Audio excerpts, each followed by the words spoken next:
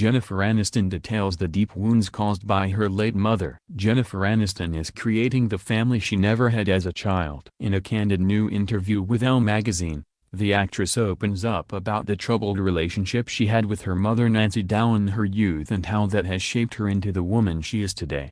From a young age, Aniston says she witnessed the dissolution of her parents' marriage, ultimately leading to a childhood where her mother became an emotionally draining figure in her youth. She was from this world of, "Honey, take better care of yourself," or "Honey, put your face on," or all of those odd sound bites that I can remember from my childhood, the Dumpling star recalls.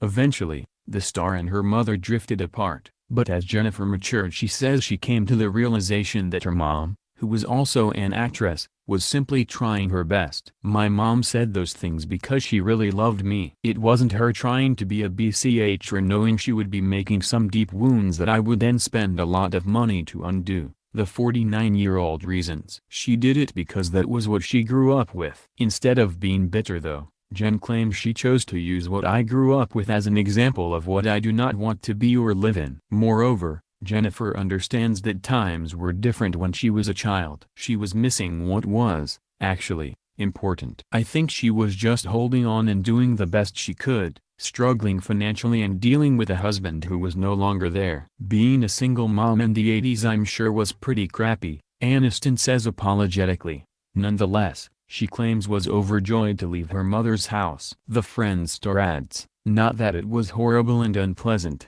but it had its challenges." She reveals that these unpleasant experiences fed into her understanding of her character Rosie from Dumpling, an unapologetic former pageant queen with a young daughter. While the movie mirrors Jen's fraught relationship with her mother, it's also a reflection of the strong friendships she created for herself in adulthood.